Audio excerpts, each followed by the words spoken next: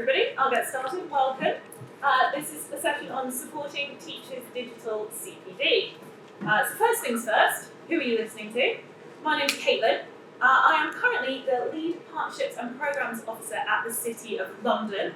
But when I signed up for this talk, I was a teaching and learning consultant at the Connected Learning Centre.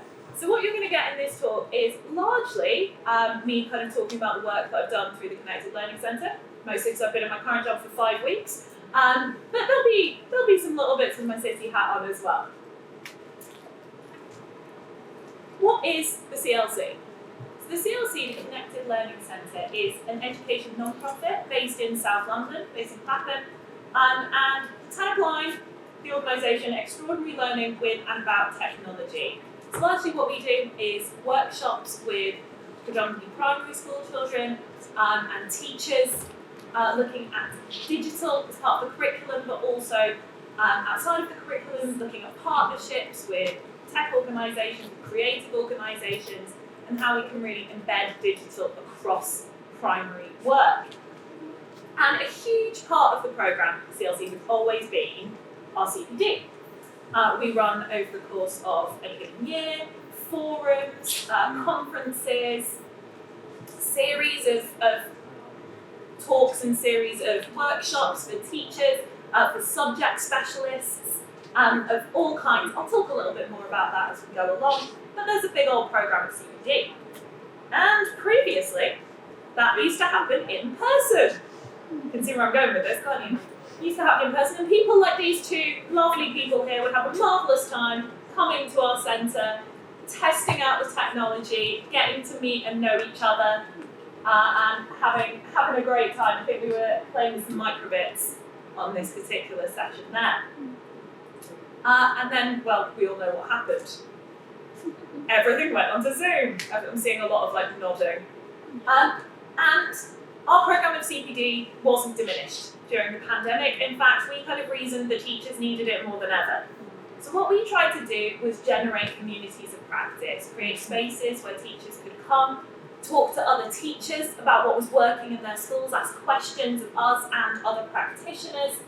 And we really kind of developed this community of teachers who came to see us on a regular basis and could check in with us, and also who we could check in with to kind of work out what was going on in schools. So you can see here we are making good use of the old Zoom poll there.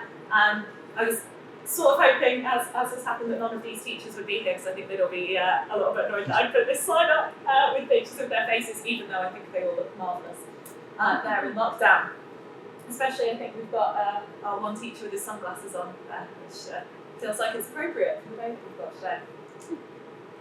And the other thing that the CLC did was generate this. And this is a site called Blend Ed. And if anyone wants to know any more about that at the end of the session, you can come talk to me, or you can talk to Ben over here, who is waiting. And Blend Ed was kind of where we decided to put together all of the research, all of the resources, and all of the training that we've been generating over the course of remote and blended learning, and put it in one place so that teachers can go and find it. So you can filter the site by primary and secondary, you can filter by courses, webinar, resource, some of which are generated by us and some of which are things we found interesting, we thought other people might find interesting, so we put it somewhere easy to find. There's teacher voice in there. We interviewed lots of different teachers from all over the country and asked them what they were up to. All of that's on there as well. And you can also filter by subject.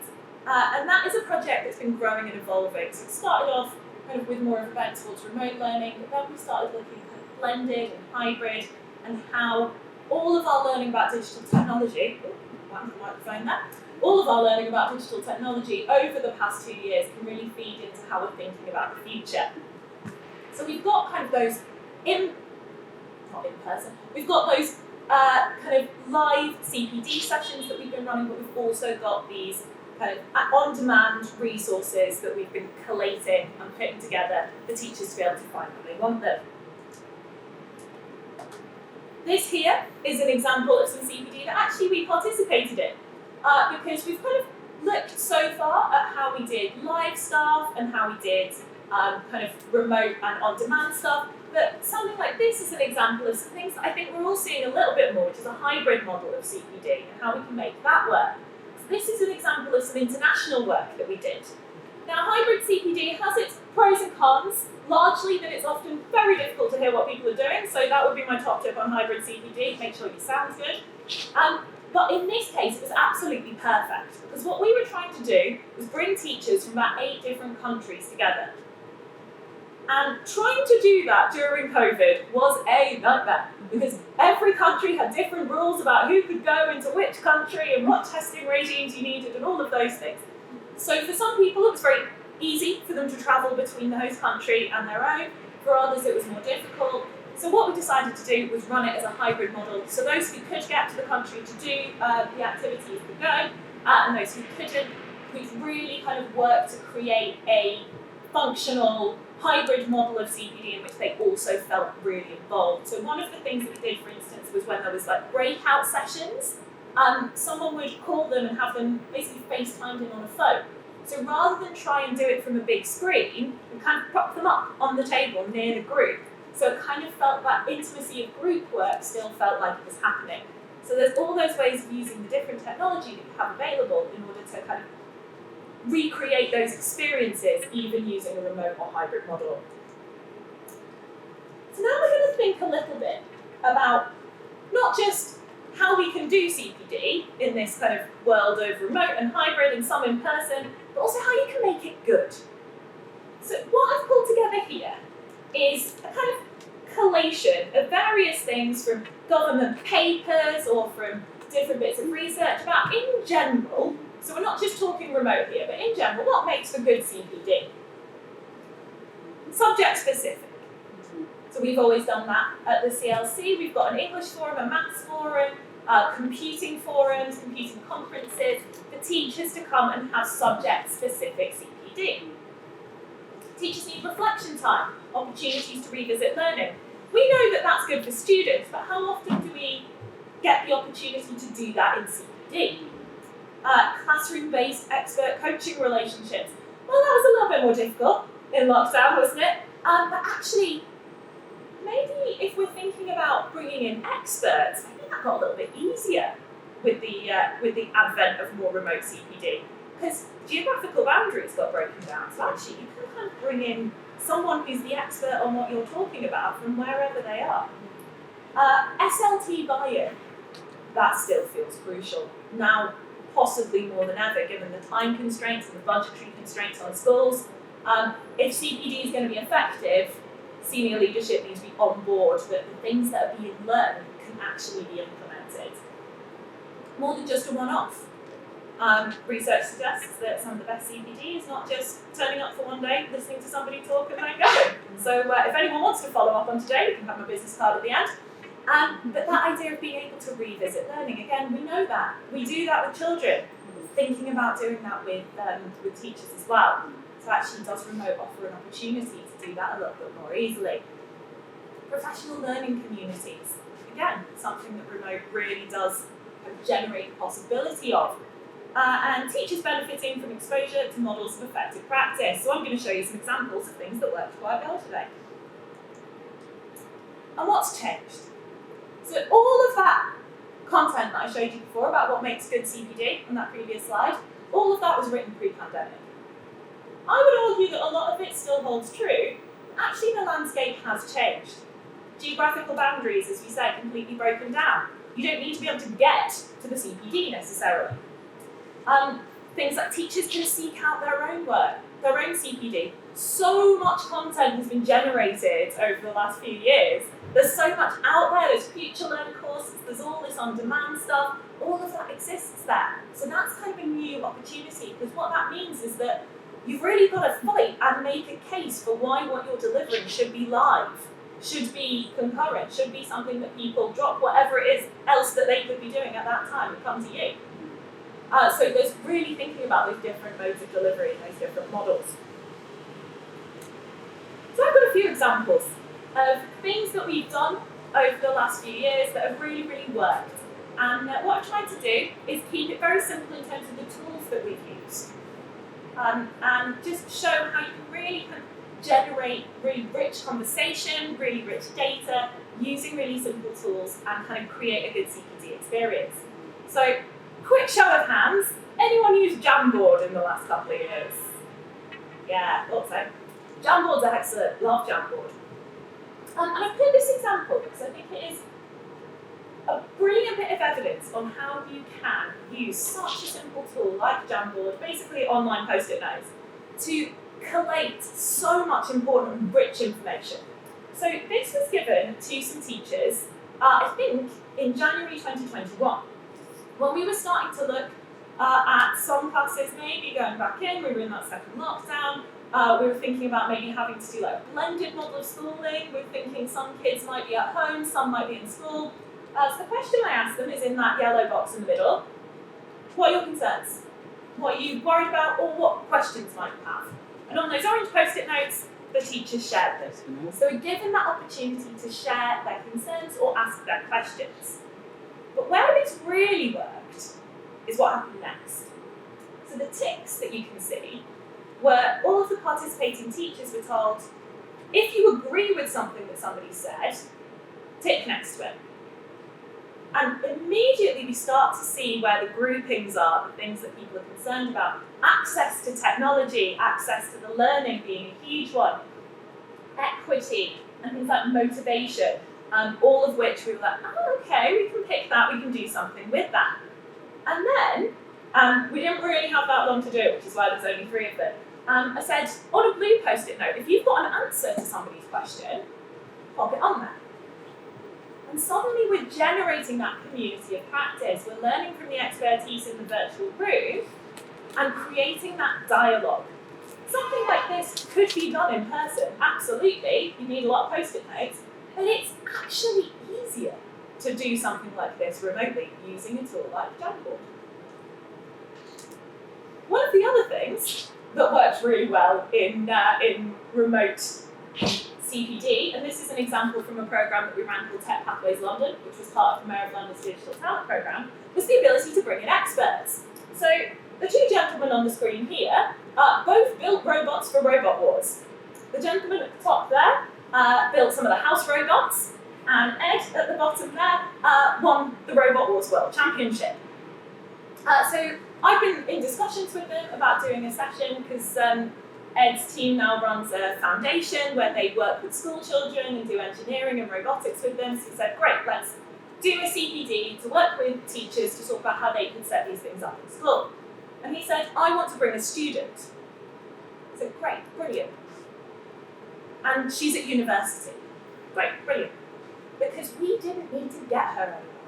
She could join that session and come and give her brilliant expertise and her perspective on this session, which was invaluable for the teachers because they could hear from a student about the value that that project would have for her, and she could do it from her halls of residence.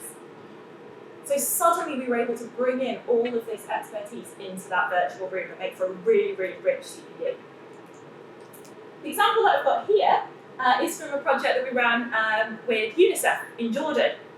So asked to help disseminate remote learning materials across Jordan and the constraints of inequality to tech access and all of that. And we suggested Padlet.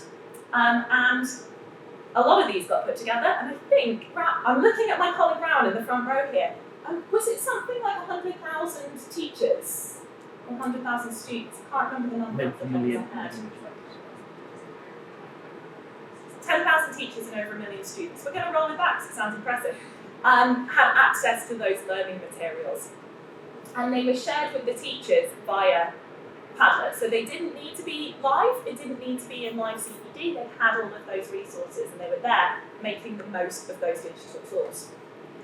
We love Padlet at the CLC. You can see here is from a conference that we ran where we got teachers to introduce themselves.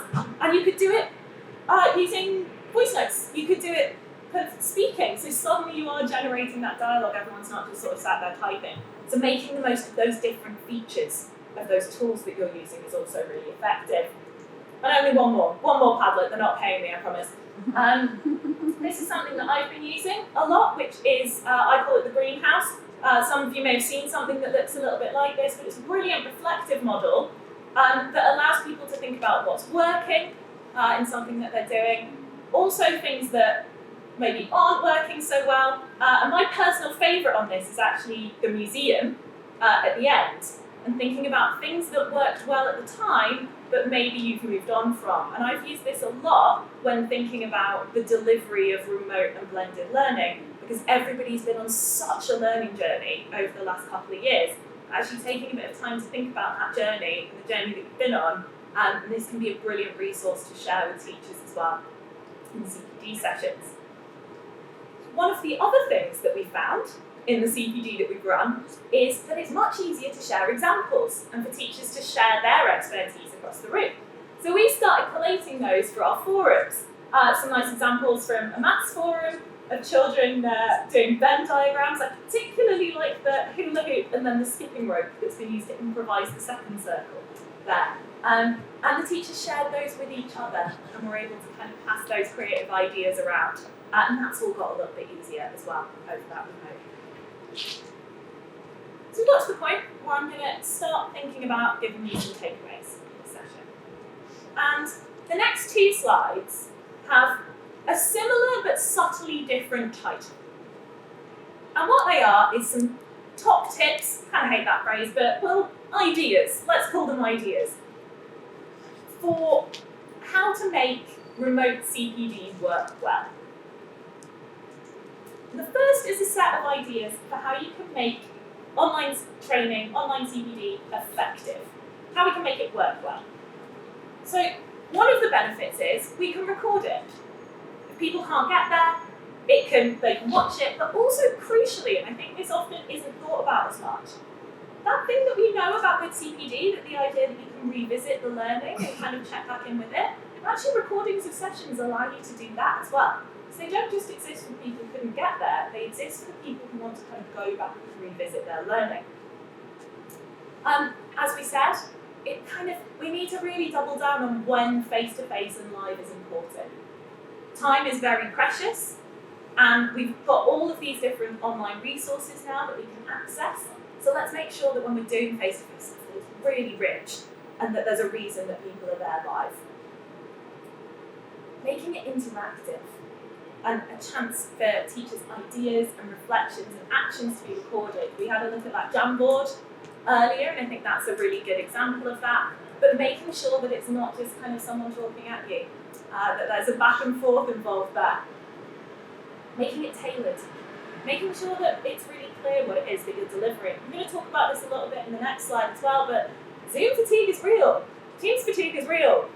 We all know this, we've all sat and stared at screens for an awfully long time. And so there's nothing worse than doing that when it's not relevant.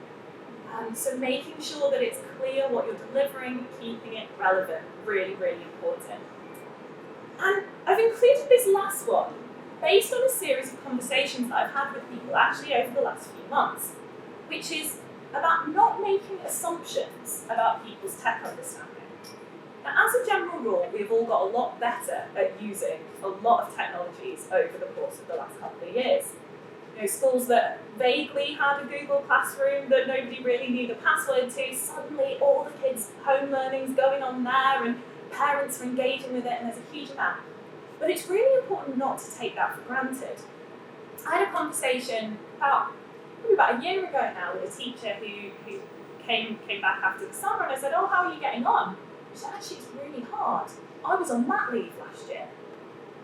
So this sort of 9 months in which a huge number of people the school had implemented all of these new technologies and all of these new processes, and were kind of making the assumption then that all of their staff had gone on that journey with them. And actually they had this member of staff who hadn't, who kind of came back, and that was a real shock, and she had this real steep learning curve to go. And I think we can make assumptions when we're delivering things remotely that everybody knows where the chat function is, knows how to respond to things, knows how to share screens, and actually that might not be true for a whole myriad of reasons. People have had very different experiences in the last couple of years. So making sure that there is that kind of breakdown at the beginning, just letting people know where those key buttons are, and allowing them to do something like introduce themselves in the chat. You know, low stakes environment, but actually you're going to work out pretty quickly if people don't know what that is, and you can kind of explain it and make sure that everybody has the skills and the tools to be able to fully participate in what it is that you're delivering. So I said that the next title was going to be subtly different. So this one is ideas for effective online training. And my next slide is tips for engaging online training. And actually I would argue that engaging online training tends to be more effective as well, but the content of online training could be brilliant, but if it's not engaging, people aren't going to listen to it. And the rules for it, but the ideas for how it would be engaging are a little bit in some ways different from how you might do them face to face. So this would be my top 5 that I've put together.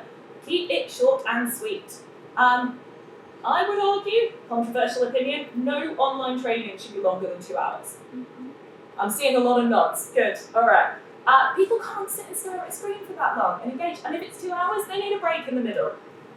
Keep it short, keep it sweet, keep it to the point. If it's going to be longer than that, it needs to be more than one session. Otherwise, no one's listening by the end. Thinking about a narrative, I think it's never been more important than in online training to kind of tell the story and have a journey through the training, a beginning, middle, and an end.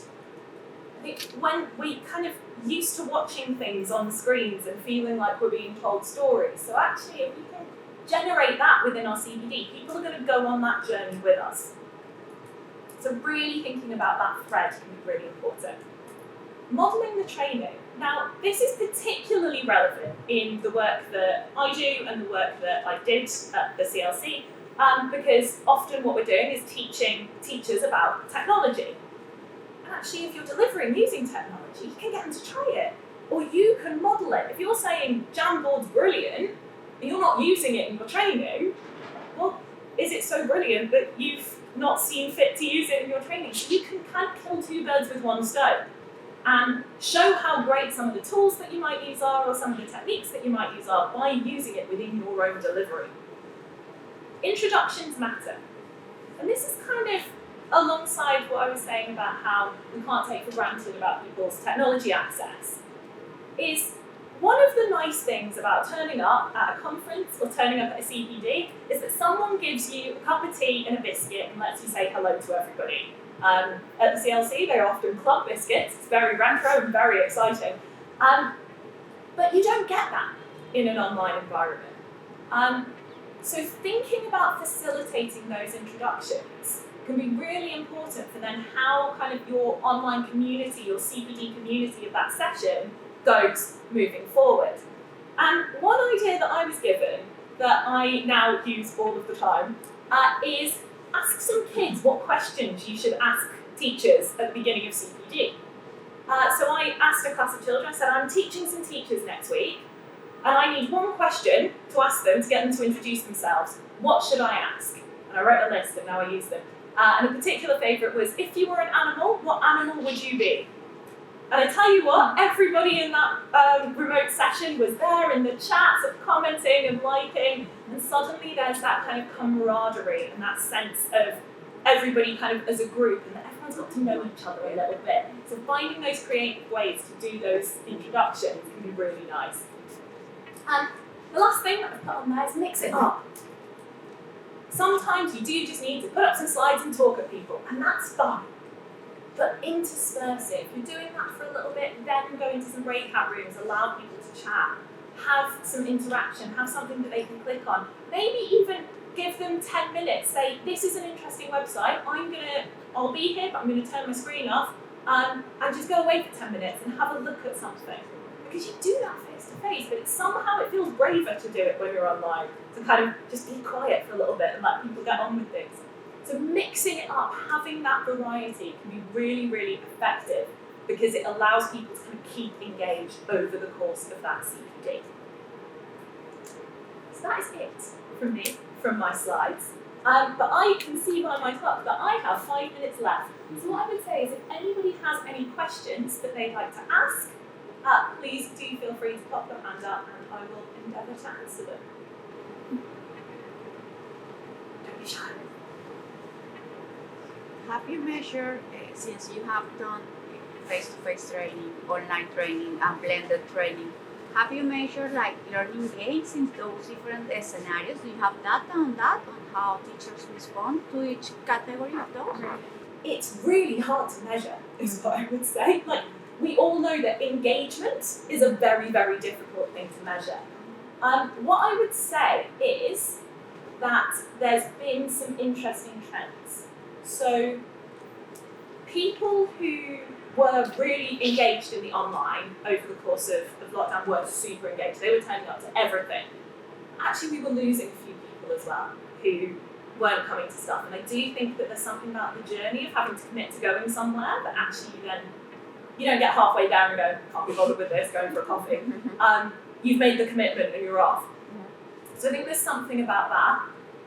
We've certainly, in any of the hybrid things that we've been doing, that's felt very experimental, actually, still. So we're still really learning and kind of working out what works. Like I was saying about the sound, for instance, like actually you can lose visuals on something, but the sound is crucial. We all know that. It's impossible to listen to something if the sound isn't clear. So I think my answer to that is we're still learning. This is all so new. We've had this kind of rapid development of this kind of face-to-face and online and hybrid, but I think it's going to take a little bit of time to take a step back and go, oh, okay, what happened? So I think it's still a journey. The back. Okay. Thinking about integrating people with disabilities and people that do not have disabilities, which tools do you see or that you have used before, such as Miro, Jamboard, that provide this accessibility for people with visual impairments? That's a really, really good question. I think the answer is that I am not an expert in that, so I wouldn't want to kind of suggest that I know all of the answers. But one thing that I would say is that I do see a lot of people not making use of the accessibility features that are built into these platforms. So like, especially kind of Google and Teams have these fantastic accessibility features, have things like immersive reader are brilliant. So actually, my piece of advice is don't overcomplicate these things. Start with what you've already got, work out where the holes in that are, and then kind of go from there. But I think technology and running these things virtually has actually opened up a world of accessibility.